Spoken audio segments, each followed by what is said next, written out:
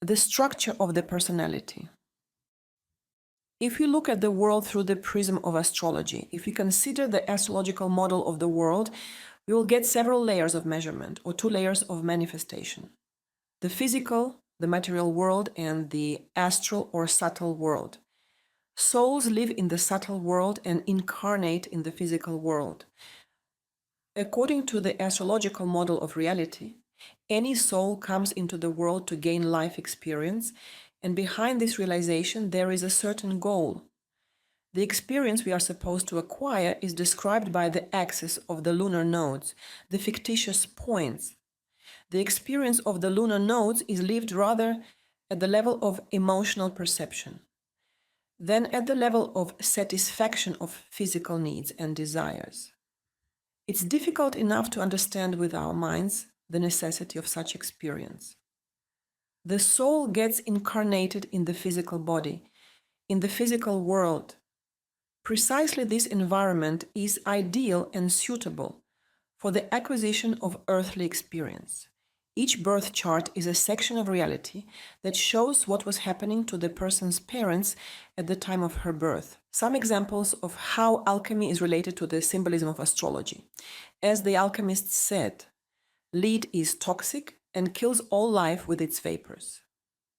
Venus loves emeralds, Apollo takes off the skin. We translate sentences into human language. How does the emerald refer to Venus? Venus is responsible for the green and the pink colors.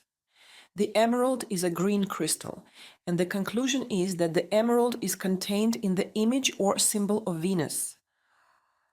The legend said that Apollo, the son of Zeus, was taking people's skin off. Apollo has been recognized as a god of archery, music and dance, truth and prophecy, healing and diseases, the sun and light, poetry and more. We know that the sun, the planet, causes skin diseases. Now we can understand correctly the phrase Apollo takes off the skin. Mars is in detriment in Libra, causing conflicts and disagreements. Martian energy is unacceptable in Libra. It is not present here at all. The energy of Mars destroys Libra. The sun is falling in Libra. There is no individuality in the sign, but we are talking about the sign, not about a specific person born under the sign of Libra. There is no me, no selfishness. There is us. We took all this from the description of the essence of the sign. But if we apply this to a person with the sun in Libra, it does not mean that she will not have individuality. It would imply that she will find the source of joy in a partnership relationship. In any interaction, in any structure and order, I feel that my social mission is accomplished when there is someone at my side, when I am competing. My personality, my individuality, my me, my I am are connected to any form of partnership. With Mars in Libra, it's easier for me to act being in a partnership. It's easier for me to work in a team. This is how the essences manifest themselves. We do not transfer them into real life. For example, the moon in Capricorn in detriment does not mean that the person is rough, cruel, and insensitive, that she does not know how to take care of others. Capricorn is the symbol of time and order. For the moon, it is not natural to live after time and order. The moon is a planet of instincts. I ate, I slept, I had rest when I wanted it. The moon in Capricorn sleeps, has rest according to her schedule. And the latter is not natural for our basic instincts. In real life, the person wants to control everything. She needs to monitor her reality, and she focuses on the system, on power. Attention and care are present, but in a Capricorn style, which is very practical, the moon in Capricorn will not calm the hysteria of another person. Any essence is an energetic substance. It is not adapted to real life. As we said earlier, the sign of Libra is a mixture of the energies of Venus and Saturn.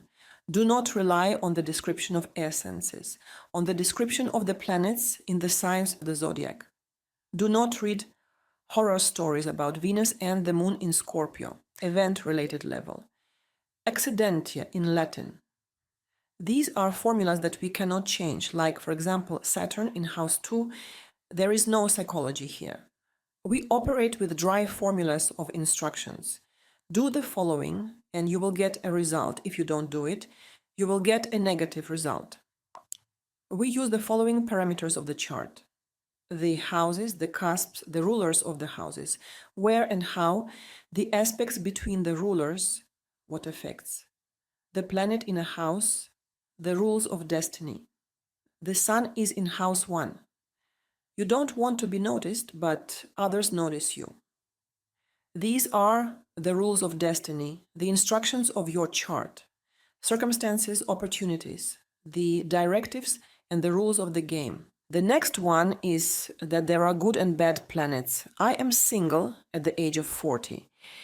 This is the fault of Saturn in the 7th house. The very Saturn can be a benefactor in your chart, as well as Jupiter can be, on the contrary, a malefactor. We do not transfer the symbolic level of astrology in real life. Any planet can be mean and kind, malefic and benefic, depending on whether we use it according to its function or not. Squares and oppositions only destroy. When we come into contact with the tense or dissonant aspects, there is a slight regression, a kind of recoil, when we leave the comfort zone. But if we dare to step out of it, which is actually inevitable, because this is the instruction of your natal chart, we will reach a different level of reality. The charts of very successful people are full of tense aspects and configurations.